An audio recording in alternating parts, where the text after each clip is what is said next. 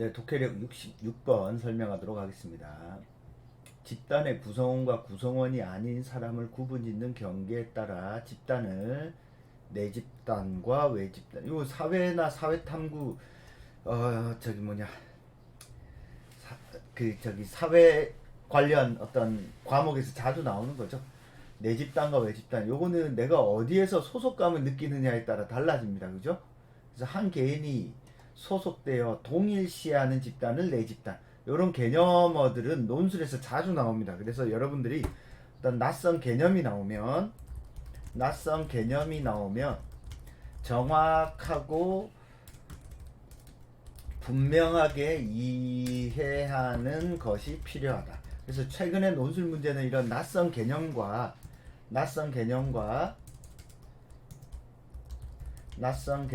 사례를 명확하게 연결하여 그를 서술할 수 있는 능력이 있는지 보는 문제가 많다, 최근에는. 그래서 실제 그러면은 어떤 사례를 주고, 이게 내 집단과 외집단 중에서 어떤 사례냐, 뭐 아니면 내 집단과 외집단의 충돌이 왜 생기냐, 뭐 이런 것들을 자주 내죠. 그죠? 이질감을 느끼는 집단을 외집단이다라고 한다. 그래서 이는 구성원의 소속감에 따라, 그래서 내 집단과 외집단을 나누는 핵심되는 구분은 소속감, 그 다음에 공동체 의식, 이런 것들이 중요한 어떤 요소겠네요. 그죠? 내 집단을 통해서 뭐요? 자아의 정체성을 형성하고 집단의 가치와 규범을 수용한다. 예를 들어 뭐 어떤 특정한 지역이면 지역의 소속감을 느끼죠.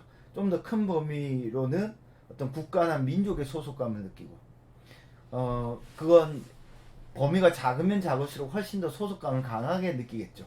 가족끼리의 어떤 소속감. 그러니까 이 어떤 범위의 소속감을 느끼느냐에 따라서 이 비례관계가 달라집니다. 그래서 집단이 작으면 작을수록, 집단이 넓으면 넓어질수록 소속감은 약해지죠. 그죠? 따라서 집단 내의 유대감, 협동심, 충성심이 이런 내 집단의 소속감에 따라서 결정이 됩니다. 외 집단은 자신이 소속되지 않은 이질감, 적대감을 느끼는 집단. 외 집단에는 경계에서 상대팀, 종교 집단, 전쟁 중에 적군. 그래서 외 집단을, 구성원들은 때로는 외 집단을 통해 집단의 결속의 필요성을 인식하기도 한다. 이게 이제 어떻게 하는 거예요? 일본이 우리나라를 적대시하면서 일본의 어떤 통치, 자 옛날에 어때요? 우리 군사 정권이나 이런 보수 정권들이 빨갱이 하면서 어때요? 어, 자기의 집단의 동질성을 강화하고, 그죠? 어, 보수 꼴통이라는 말을 통해서 그에 반대되는 사람에 집중이 되죠. 요거는 어떤 사회에서도 마찬가지입니다. 왕따도 똑같은 사례예요. 왕따도. 어떻게 집단 안에서 하나의 이질적인 존재에게 뭘 하는 거야?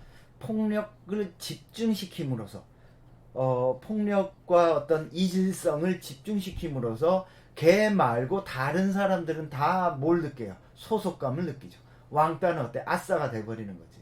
그래서 이런 내 집단과 외 집단의 구분은 우리 사회, 인간이 살아가는 사회적 관계 속에서는 모두 있습니다. 쉽게 말하면 인싸와 아싸잖아. 인싸와 아싸. 결국 이 인싸와 아싸라고 하는 것을 통해서 인류 사회 문명은 발달해 와요. 이 왜 생기냐? 간단해요. 인간도 동물이기 때문에 그래요. 그러니까 동물들 세계를 보면, 지켜보면은 꼭 한 놈이, 약한 놈이 있거든요. 그 약한 놈을 왕따를 시켜요. 그렇게 함으로써 어때? 자기의 어떤 자존감이라든지 집단의 어떤 소속감이라든지 이런 것들을 키우는 거죠. 제가 닭을 키우잖아요. 닭을 키워보면 꼭 이렇게 그 쫄리는 닭이 있어요. 외톨이 닭이 있어. 그래서 그 닭의 폭력을 집중시킴으로써 어때요? 닭이라는 이 집단을 안정적으로 만들죠. 그래서 케이지나 우리에 가두어 놓잖아. 그럼 그 경향이 훨씬 심해져. 풀어두잖아요. 그러면 도망가. 스트레스가 덜한 거야. 여러분 학교에서 왜 이런 왕따가 생기겠어요? 풀어놓고 자유롭게 하면 스트레스를 안 받아. 근데 에너지가 넘치는 아이들을 좁은 공간에 빡 갖다 놓으면 어때? 그 에너지를 폭발을 시켜야 되잖아. 어디에 폭발시켜요? 그죠? 동료한테, 약한 동료한테 폭발시킬 수밖에 없죠. 이런 구조가 들어 있습니다. 그래서 이런 걸 잘 이야기한 사람이 르네 지라르예요. 지라르가 폭력과 성스러움, 뭐 희생, 논술 지문으로도 많이 나오죠. 희생양. 이런 지문에서 내집단과 외집단의 관계 속에서 발생하는 폭력의 양상, 어떻게 해서 폭력이 성스러움의 모습을 띠는가. 예를 들어 이런 거죠. 여기도 나온 것처럼 적군을 죽이는 것은, 적군에 대한 어떤 폭력적 행위는 어떻게 나타나요? 위대한 어떤 저기 투사의 모습으로, 전사의 모습으로 나타나잖아. 그런 것들이 인간의 문화 속에는 폭력과 성스러움은 한 끝이라는 거예요. 그러니까 이게 큰 차이가 안 난다는 거야. 그죠? 우리가 당한 피해는 폭력이지만, 그죠?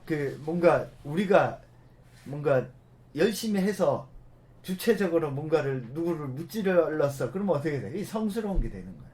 그래서 이제 인간 문명에 담겨 있는 폭력과 성스러움의 어떤 그 이중성, 이것이 큰 차이가 아님을 이렇게 지적한 사람이 르네 지라르죠. 그죠? 이 사람은 어떤 프로이드의 어떤 그 심리학에 기반해서 사회 문화의 구조 속에 담겨 있는 인간의 심리 구조, 이런 것들을 이제 탐구한 사람이다라고 보면 되고, 의외로 책의 내용이 거의 비슷비슷해서 하나만 읽어도 이 사람 책은 거의 다 읽은 느낌이 납니다. 자, 설명은 여기까지 하도록 하겠습니다.